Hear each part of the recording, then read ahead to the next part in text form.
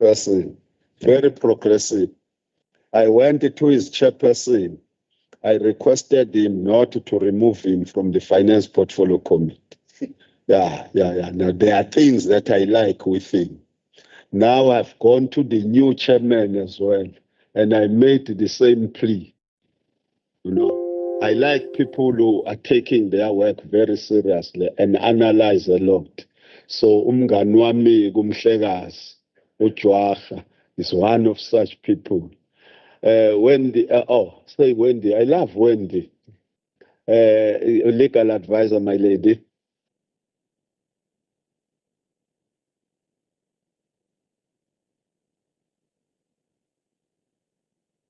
Thank you, Honorable Chairperson. Good morning, honorable members, department officials who are here with us, and the members of the media and public.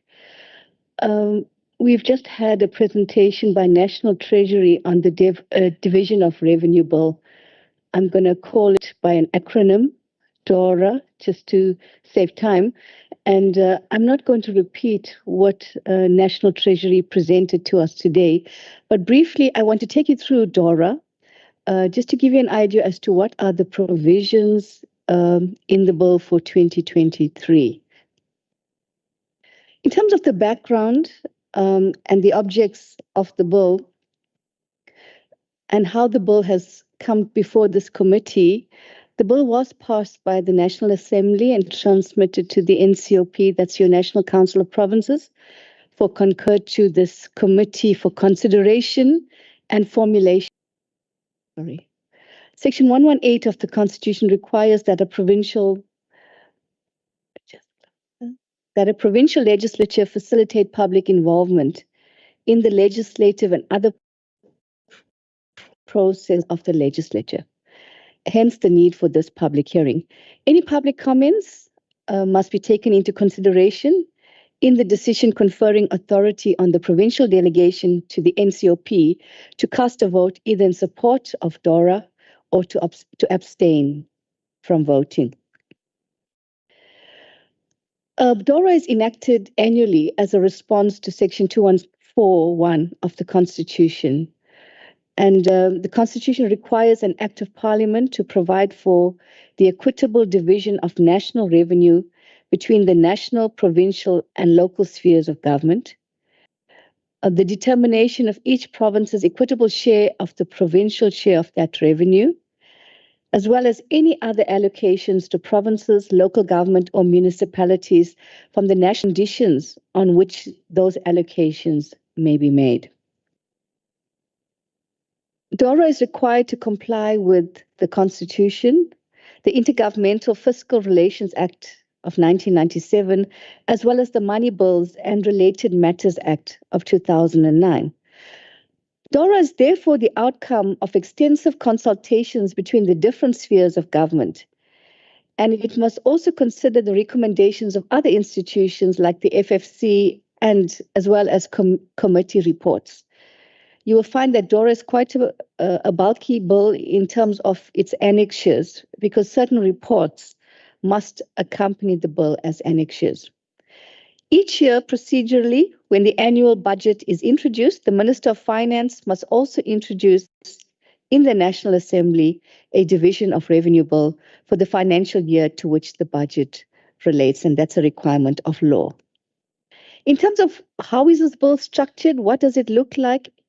There are 38 clauses in the main text of the bill, as well as 7 schedules, and these 7 schedules set out the allocations that are contemplated by Section 214 of the Constitution. And in terms of what each of these 7 schedules contain, Schedule 1 contains the equitable shares of the 3 spheres of government. Schedule 2 sets out the provincial equitable share allocations, and we always look there to see what is KZN getting. And Schedule 3 sets out local government's equitable share allocations per municipality, and that is quite important as well. Schedules 4 to 7 deal with grant allocations for provinces and municipalities. So that schedule requires scrutiny. It also includes allocations to supplement fundings of functions funded from provincial and municipal budgets. Also, it contains specific purpose allocations, allocations in kind, and the release of funds to provinces and municipalities for immediate response to a disaster. In terms of what each clause of DORA contains, I'm going to give you a quick summary. Clause 1 contains definitions used in the bill. Clause 2 contains the objects of the bill, and I've touched on it, but it's primarily to provide for the equitable division of revenue raised nationally amongst the three spheres of government.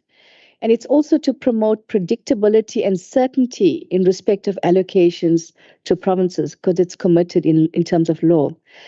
It also promotes transparency and accountability in the resource allocation process. Clause 3 provides for the equitable division of anticipated revenue raised nationally amongst the national, provincial, and local spheres of government, and this is linked to Schedule 1, which sets out the actual allocations or the figures themselves.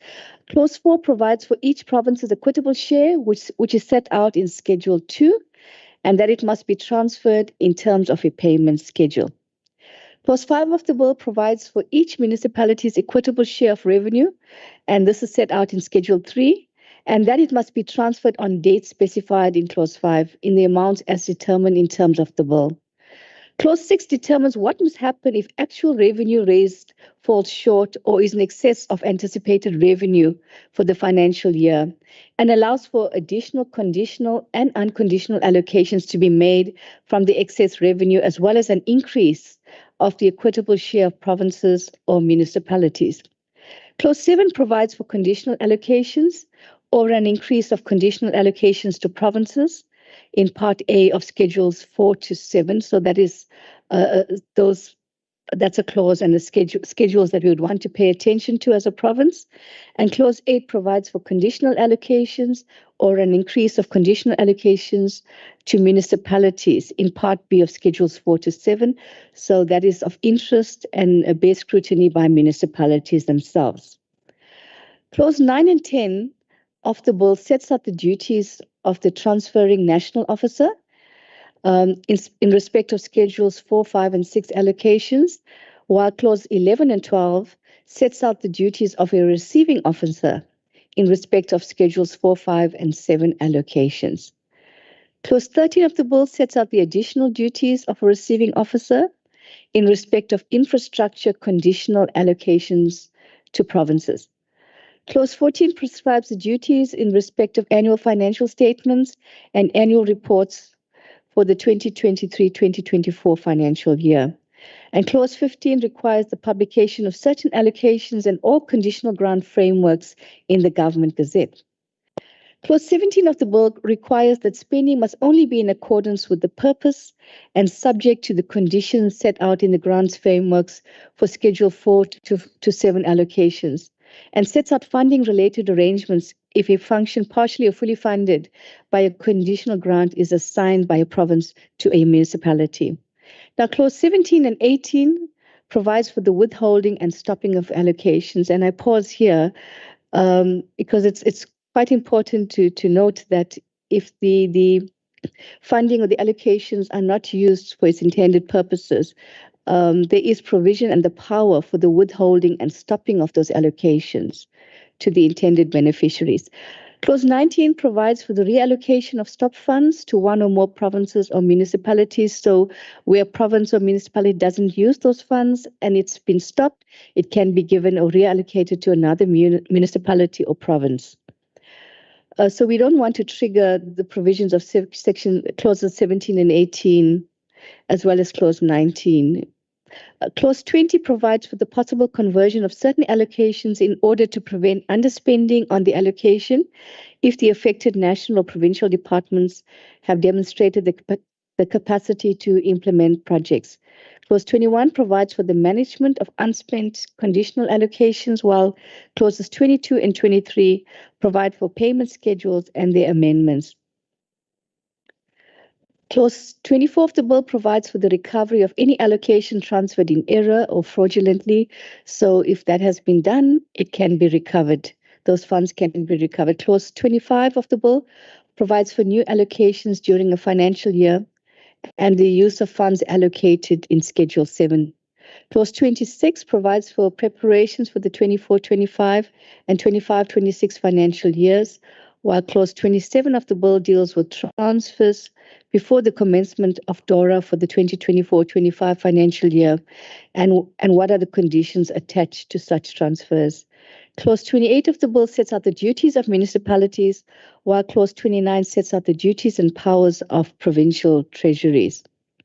Clause 30 of the bill sets out the duties and powers of the National Treasury, while Clause 30 to 36 provide for general matters, and 37 and 38 provides for repeal of laws and short title and commencement. Now, chapters 2 and 3 of the bill deal with equitable share allocation, and those are important.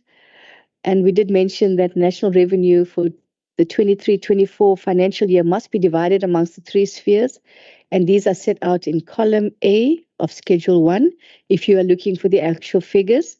And the division of anticipated revenue for 24-25 and 25 and 26 financial year is in column B of Schedule 1. And each province's equitable share for the 23-24 financial year is set out in column A of Schedule 2.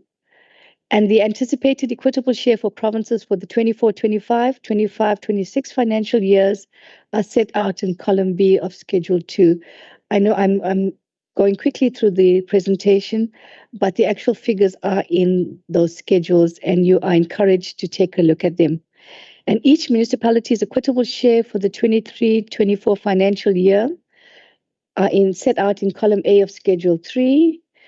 And the anticipated equitable share for municipalities for the 24-25 and the 25 and 26 financial year are set out in column B of Schedule 3.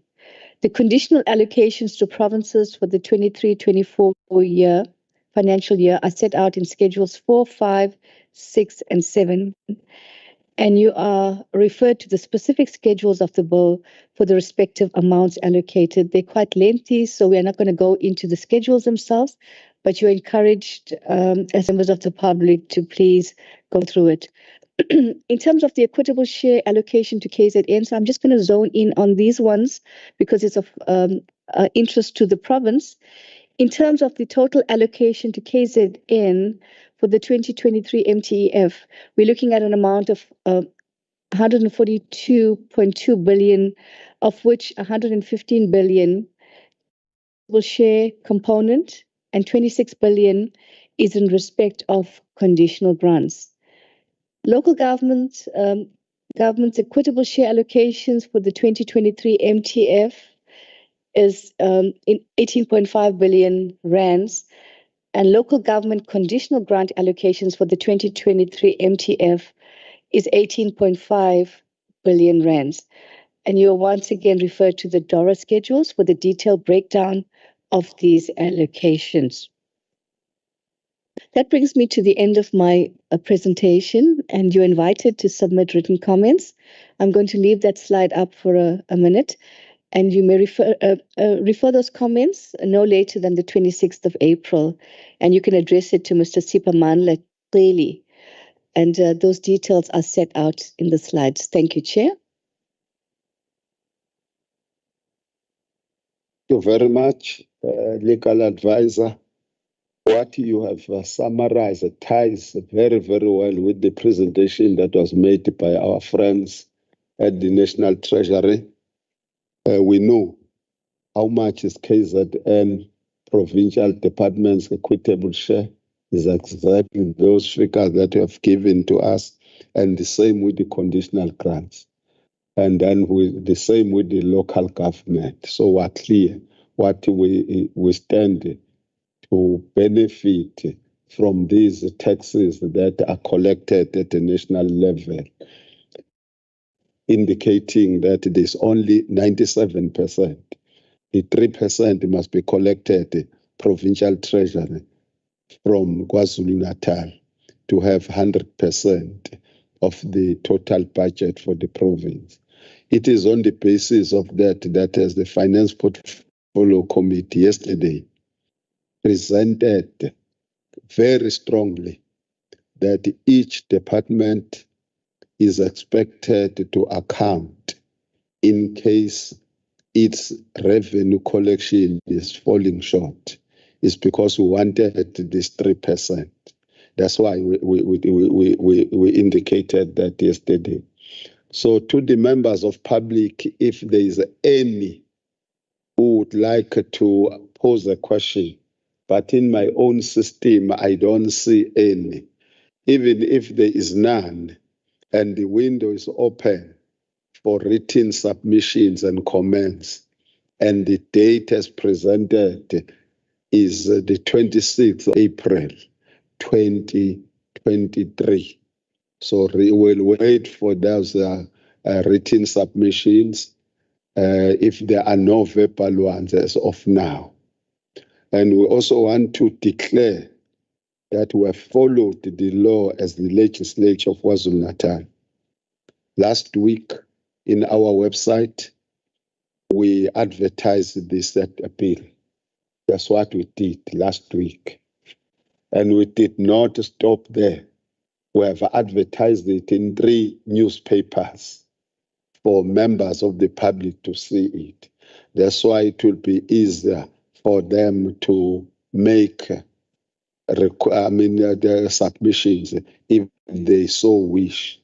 And the email address has been presented, the email address of Treasury at kznleg.gov.za.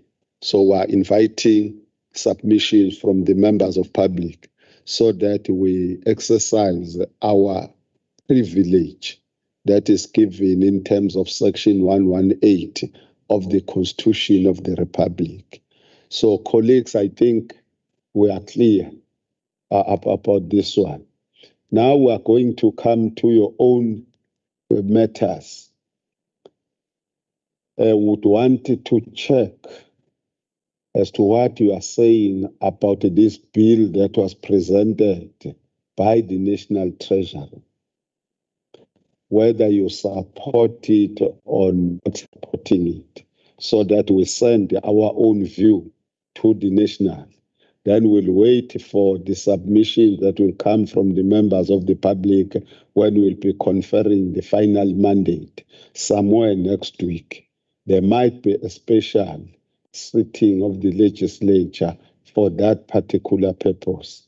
So I want to check with those who are in front of me at the moment. I want to check with Honorable Zulu as to whether he supports the bill, the Division of Revenue Bill of 2023. That is it. No, Chairperson, thank you for the opportunity. I support the bill for revenue 2022. Zulu is supporting the bill. Honorable Mjali, are you supporting this bill as presented by our friends from Treasury nationally? Thanks, Chair. Yes, I'm supporting the bill. Thank you very much, Honorable Member. I want to check with if Honorable de Klerk is connected virtually as to whether he's supporting the bill or not. Or I'm told he's not connected. Yes, sir. It's Honorable Shabisa. Honorable de Klerk is not connected due to some commitments today, but I do support the bill.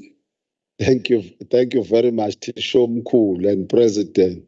Angithi manje mina uyangibona ukuthi ngisakhumbula esikolweni i-register yami alphabetical, i-class register. Thank you very much. Can I come to Honorable Governor? Are you supporting the bill like Honorable Zulu, Mtali, and Honorable Shabis have done? Yes, Chairperson, supported. Thank you very much. Honorable CQ Madlopa, are you supporting the bill? Yes, Honorable Chair, I support the bill. Thank you very much. Honorable Rogers has requested to leave, so that's why then we are going to check with him through the technological means. Then we want to check with Honorable Thakur Rajbansi if she's supposed to. Oh, I'm told she's not connected. And that lady always connects when she's not there physically. Okay, no, that's fine. Then Honorable Zulu P, I'm also told she's not connected. There is a clash of a meeting with the committee she's chairing. Oh, you are connected, ma'am. Yes, I've since joined, my lead. Oh, okay, okay, PZR. Are you supporting the bill, madam? Yes, Chair, I do support the bill. Thank you very much, Makotwagi Tebakulsin. I also support the bill. Is there anyone that I left out? Oh, Honorable Ngubane, are you connected, my leader? I am told he's not connected. So it's quite clear on the bill. We have supported the bill. Then we also went through the report as I earlier on. I hope that I want to check if you are moving for the adoption of this report on the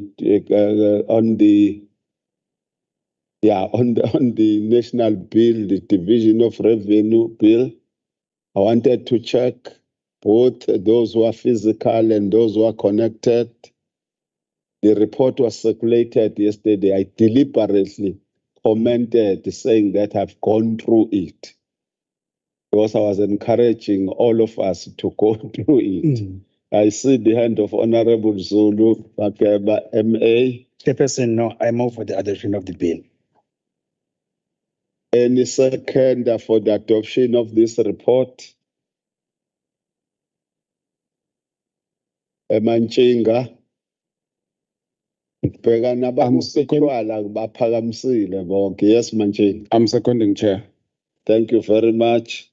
Then there is the KZN Appropriation Bill 2023. And the report was also circulated yesterday. Do we have any mover and the second for that report?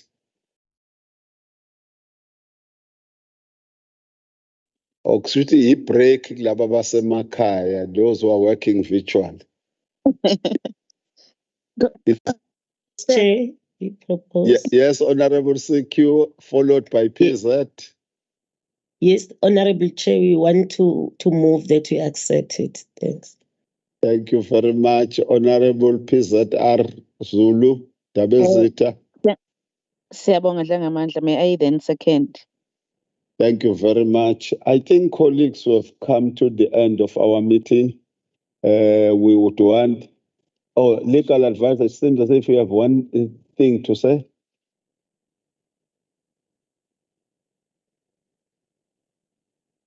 We have adopted it already. Our report, we have adopted it. Anyway, it will be the same. We received it when when the MEC for Finance gave it to us. No, but we can give you the opportunity to summarize it.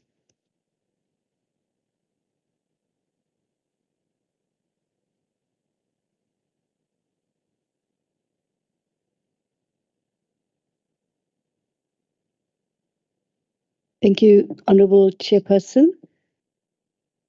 I'm going to quickly take you through the KZN Appropriation Bill for 2023. And in terms of the background of the bill, it was tabled in the legislature together with the 23-24 MTF budget by the MEC for Finance. And it was transmitted to this committee for consideration of all votes except the legislature. I did point out earlier that Section 1181 of the Constitution requires that a provincial legislature facilitate public involvement in the processes of the legislature. Hence, we are having this public hearing. And any public comments will be taken into consideration in the committee's deliberation and reporting to the House for the approval or the rejection of this bill. So it's an important process.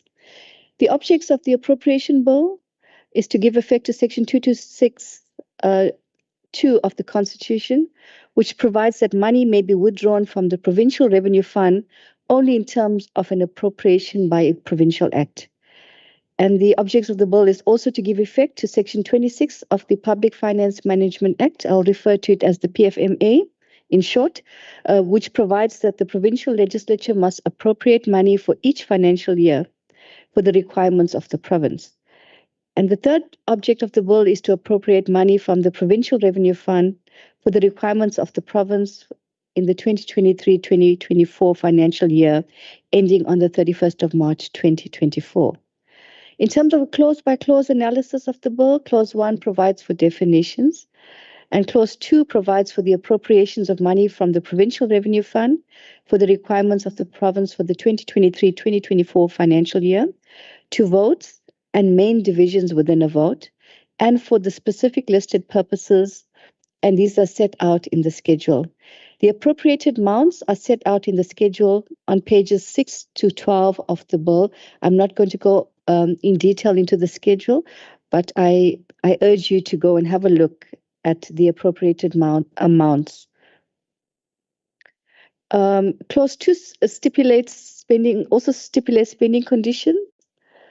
And the spending of funds withdrawn from the Provincial Revenue Fund before this Act has been passed must be done in accordance with the requirements of the PFMA, must be recorded and accounted for in accordance with the votes and main divisions within a vote set out in the schedule. Clause 3 deals with amounts specifically and exclusively appropriated. Any appropriations to a vote or main divisions within a vote that is listed in the schedule as specifically and exclusively expropriated can only be used for that purpose, so it cannot be used for any other purpose. National conditional grants can only be used for the purposes stipulated in DORA and in accordance with the framework certified in terms of that Act. And any other funds specifically and exclusively expropriated may only be utilized for the purposes that are indicated and may not be used for any other purpose unless an act of the provincial legislature amends or changes the purpose for which it was allocated. Clause 4 deals with the authorization of expenditure, and the MEC for Finance may approve before an adjustment appropriation bill is passed expenditure which cannot reasonably be delayed without negatively affecting service delivery. And there's a proviso there. Such expenditure must qualify for inclusion in an adjustments appropriation bill in terms of Section 31(2) of the PFMA and subject to further conditions stipulated in Clause 4. I'm not going to go into those conditions. Clause 5 deals with the withholding of conditional allocations to municipalities, and it sets out the grounds for withholding transfers to a municipality of a conditional allocation or part of such an allocation for a period not exceeding 30 days. And there's also notice requirements built in here. And there's also grounds for withholding longer than 30 days also set out. So there is that power, and municipalities, we urge municipalities not to trigger that power. Clause 6 talks about the stopping of conditional allocations. And it's important to note that Provincial Treasury may, in its discretion, or at a request of a transferring provincial officer, stop the transfer of a conditional allocation or any part of such allocation to a municipality due to persistent and material non-compliance with this Act. And I've noted it in capital letters to emphasize that, or for anticipated substantial underspending. So you don't want to underspend as a municipality because it will trigger the stopping of the conditional allocation.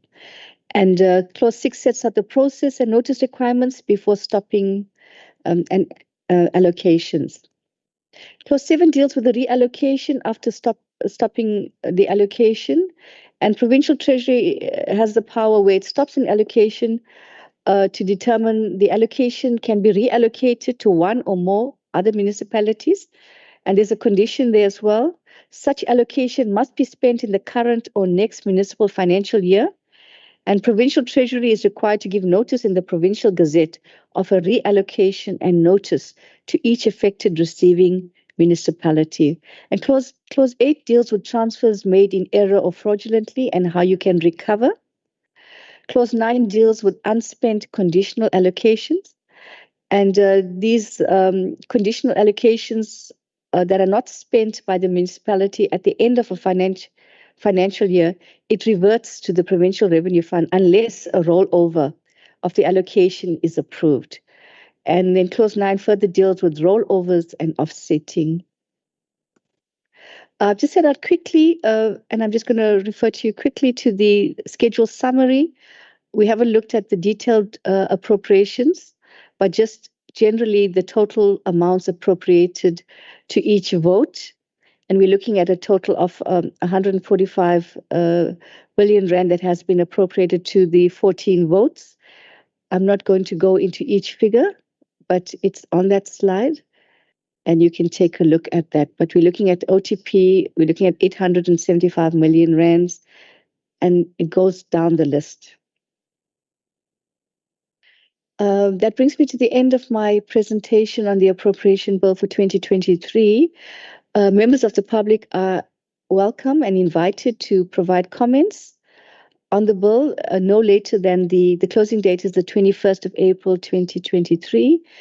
And your comments need to be addressed to Mr. Siphamandla Celi, and his email address, which is the most convenient way, is chili@kznleg.gov.za. And you can contact him on his telephone number set out on that slide. I'm going to leave it up, Chair, for a few seconds, and that brings me to the end of the presentation on the appropriation bill for 2023. Thank you. Thank you, Ms. Benjamin. You, as members of the Finance Portfolio Committee, scrutinize the whole of this budget. And yesterday, you advised the legislature to support the budget, which was done yesterday. But for the members of the public, you are requested before we vote on this KZN appropriation bill on Friday, the 21st, you are requested to make written submissions around this bill. So that's the request. The deadline is Friday on the 21st of April 2023. Would want you to know, I can't remember exactly what time of voting will take place. If you will make sure that at least by 11 o'clock, you would have made the submissions, it will assist so that your views are ahead. Because immediately after the debate on the budget of the Provincial Treasury and the legislature budget, then we'll go straight to voting on Friday. So that's why then we are requesting that the submissions from you, members of the public, be made by 11 o'clock on Friday. I know by then would not have started the voting, but we'll consider your views. Thank you very much, Legal Advisor, for the presentation. I also want to thank the members of the Finance Portfolio Committee for attending this meeting. And I also want to thank the officials of the Provincial Treasury and those of the legislature for being part of this meeting. Thank you very much to the members of the public in case you manage to connect. Thank you very much.